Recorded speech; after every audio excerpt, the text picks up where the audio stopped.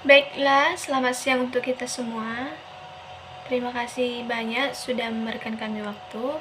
Di sini kami akan mencoba mempresentasikan hasil makalah kami yang berjudul Audit Perkiraan Piutang dari kelompok 4. Dan perkenalkan, nama saya Supriyani Halawa dan teman saya Yolanda Christine Banjarnahar. Baiklah, saya selaku pembaca pertama akan membacakan pokok pembahasan kami. Yang pertama, kewajiban, di mana kewajiban adalah suatu yang wajib dilaksanakan atau suatu keharusan. Yang kedua, penyajian kewajiban, di mana penyajian kewajiban berdasarkan jatuh tempo dibagi menjadi dua, yaitu liabilitas jangka panjang dan liabilitas jangka pendek. Liabilitas jangka pendek adalah suatu liabilitas diklasifikasikan sebagai liabilitas jangka pendek jika A. Entitas mengharapkan akan menyelesaikan liabilitas tersebut dalam siklus operasi normalnya. B. Entitas memiliki liabilitas tersebut untuk tujuan diperdagangkan. C. Liabilitas tersebut jatuh tempo untuk diselesaikan dalam jangka waktu 12 bulan setelah periode pelaporan. D. Entitas tidak memiliki hak tanpa syarat untuk menunda penyelesaian liabilitas selama sekurang-kurangnya 12 bulan setelah periode pelaporan. Entitas mengklasifikasikan liabilitas yang tidak termasuk kategori tersebut sebagai liabilitas jangka panjang. Sedangkan liabilitas jangka panjang adalah liabilitas keuangan yang merupakan pembiayaan jangka panjang atau bukan bagian dari modal kerja yang digunakan dalam siklus operasi normal dan tidak jatuh tempo dalam waktu 12 bulan setelah periode pelaporan merupakan liabilitas jangka panjang.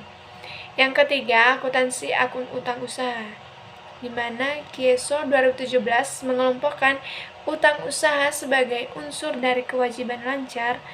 Selain utang usaha, liabilitas lancar juga terdiri atas utang wesel, uang jaminan dari pelanggan, escrow payable, utang karena perusahaan ditunjuk sebagai pemungut pajak atau iuran lainnya, serta utang lain yang diperkirakan akan dilunasi dalam jangka waktu pendek seperti utang bank. Yang keempat adalah siklus perolehan dan pembayaran, di mana menurut Arens 2017, siklus perolehan dan pembayaran merupakan siklus yang menggambarkan alur perolehan barang dan jasa dengan realisasi pembayaran.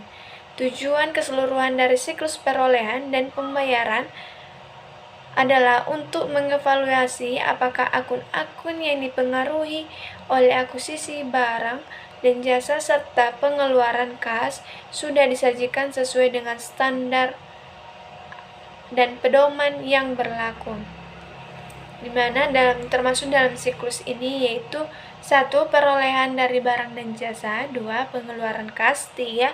Pengembalian pembelian dan diskon pembelian. Berdasarkan Arens, terdapat 4 fungsi bisnis dalam siklus perolehan dan pembayaran, yaitu yang pertama, 1. Proses pesanan pembelian. Bagian ini dimulai saat pengguna atau user melakukan permintaan pembelian atas barang dan jasa oleh otoritas yang berwenang serta dilengkapi dengan dokumen yang berkaitan pada tahap.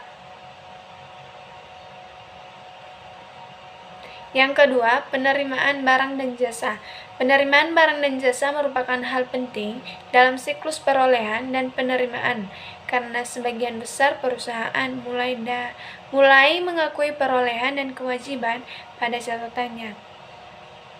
Yang ketiga, pengakuan kewajiban dari perolehan barang dan jasa membutuhkan pencatatan yang akurat dan tepat waktu, karena hal ini akan berpengaruh pada laporan keuangan dan pengeluaran kas aktual. Yang keempat adalah pemrosesan dan pencatatan pengeluaran kas pembayaran terhadap barang dan jasa secara langsung mengurangi saldo dari akun kewajiban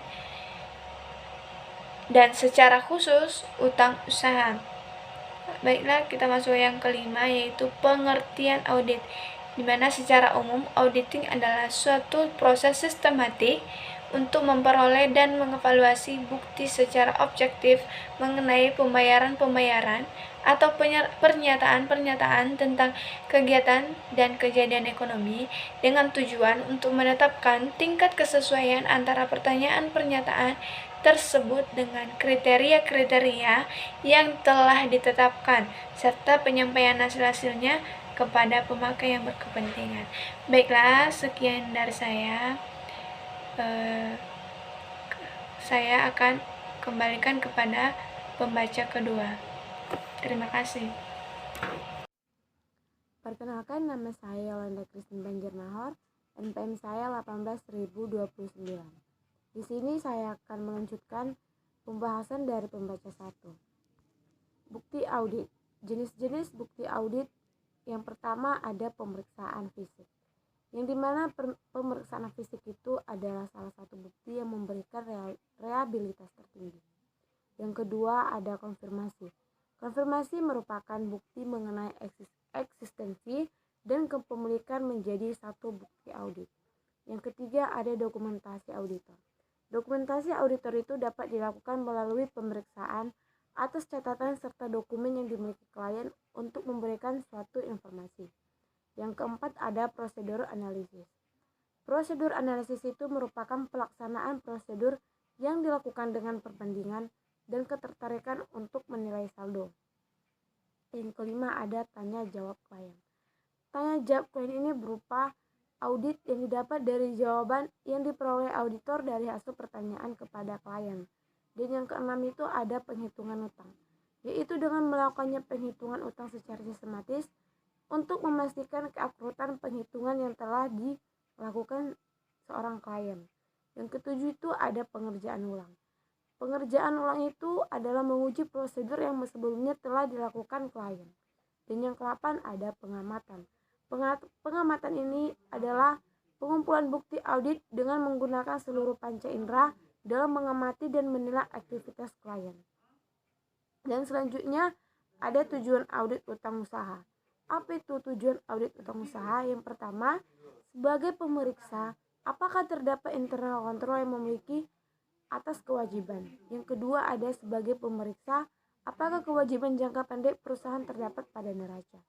Yang ketiga adalah sebagai pemeriksa, apakah biaya bunga kewajiban jangka pendek tercatat pertanggal neraca. Dan yang keempat itu adalah sebagai pemeriksa, apakah kewajiban leasing standar dengan akuntansi. Lalu selanjutnya ada asersi manajemen. Apa itu asersi manajemen? Asersi manajemen adalah 5 asersi manajemen yang terkait dengan jenis transaksi dan kejadian yang terjadi dengan saldo akun dan penyajian laporan keuangan. Selanjutnya ada kertas kerja. Kertas kerja pemeriksaan adalah catatan-catatan yang diselenggarakan oleh auditor mengenai prosedur audit yang ditempuhnya. Pengujian yang dilakukannya mengenai informasi yang diperoleh dari kesimpulan yang dikuat berdasarkan pelaksanaan audit.